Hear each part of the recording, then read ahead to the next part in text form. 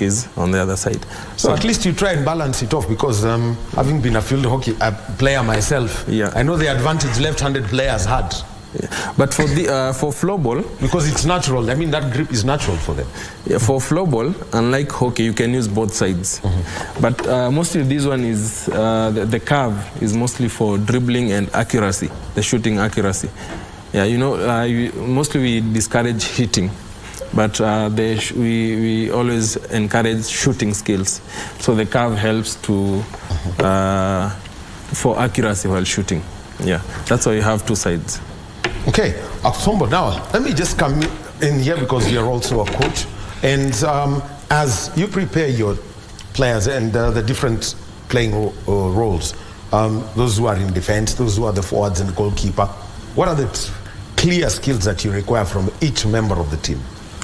First, we are going to play 3-on-3. That means we have no defender, we have no midfielder, we have no attacker. Everyone is attacking, everyone is a midfielder, everyone is defending, because we are only 3 players on the pitch. So what we require first is speed work. We have engaged them so much in speed work so that we can have a team that is of more of speed than more of defense, because we have to defend at the same time we are attacking. So our players... And you're talking about a playing surface about what, 40 meters long? Yeah, no. 38 by 18. 18, yeah. So when actually the field is modified depending with the number of players. So with this, we are going to play 38 by 18, meaning we will be having 3 players and a keeper. So both of our players must be physically fit for us to achieve that goal. So eventually, so first, for you to achieve that, looking at the surfaces, then how do you adapt? For example, if you go play in Cote d'Ivoire and you've probably been using a very fine parking lot, you know, to play your sport, and you adapt now to the standards required by the International Federation. Allow me to give you a very good scenario. In 2019, we did train outside, actually, in parking lots. And we had only one day to have a feeling in the indoor arena, Kasarani. And our players are very sharp, that we can agree, that they tend to adapt very, very fast. We have also the sound. We appreciate that we have at least have a test of the Kasarani, because we have been given now an annex in Kasarani where we are training, doing our training since the smaller hall. Yes, smaller hall. Just next outside of the bigger one, bigger gymnasium. Yeah. So with that, we know that we are going to make it, because we have players who are very skilled and talented. And again, just to touch on, it's all about the skill, not about the surface. Because if I give my players skill, I'm sure they're going to deliver. So we start from skills and how fast are they. Yeah. Now the other one is basically downstreaming this game and making sure that people catch up with it, because we are seeing an emergence of not the conventional sports, but this new sports coming up, Kenyans picking up and eventually becoming world champions. We've seen rollerball do that.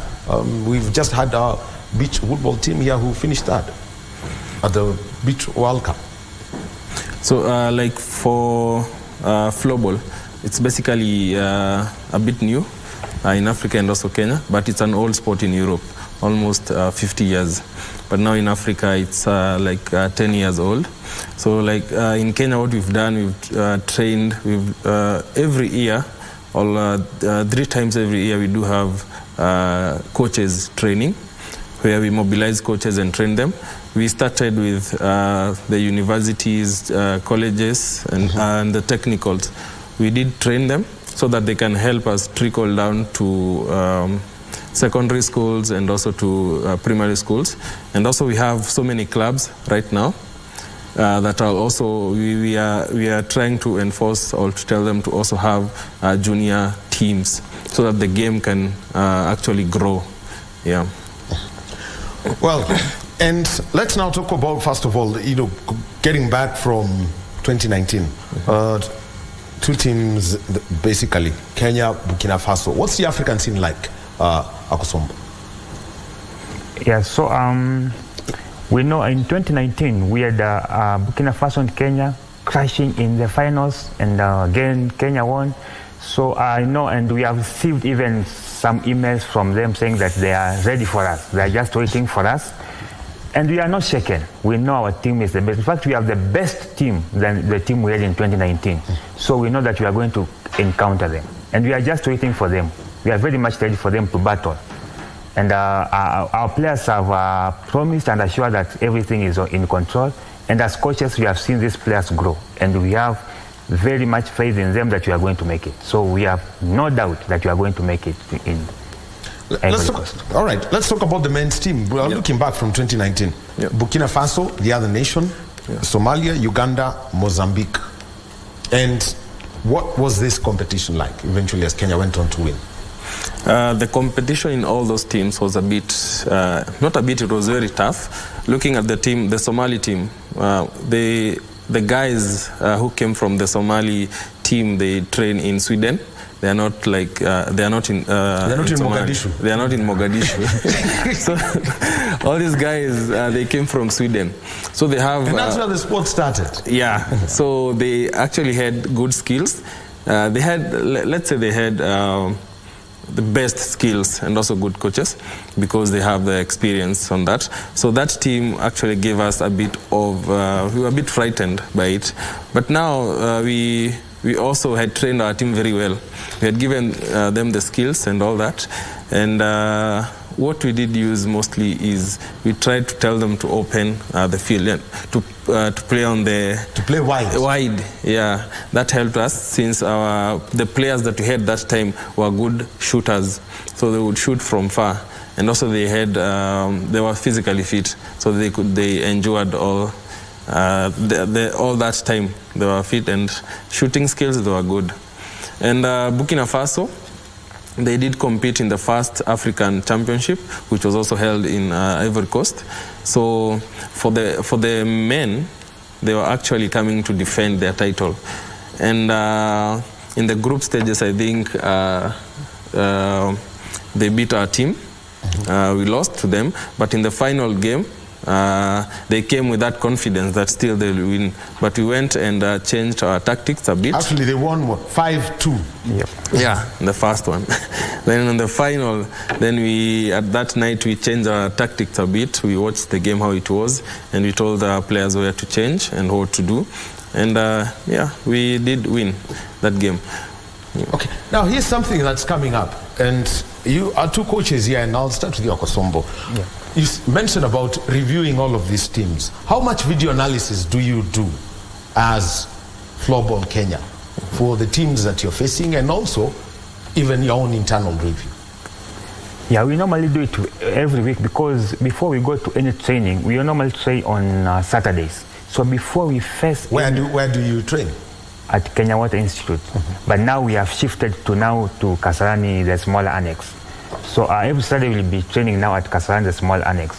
So before we even go to the field, all coaches have to review videos.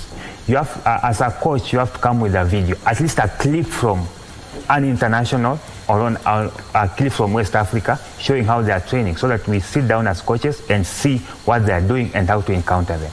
So that's always our view and our motto. All right. 3x3, Kevin, as we close, how many players for each of the men, for the men's and the women's team, are you picking? 12 players, 2 goalkeepers and 10 players, and same with the women's team.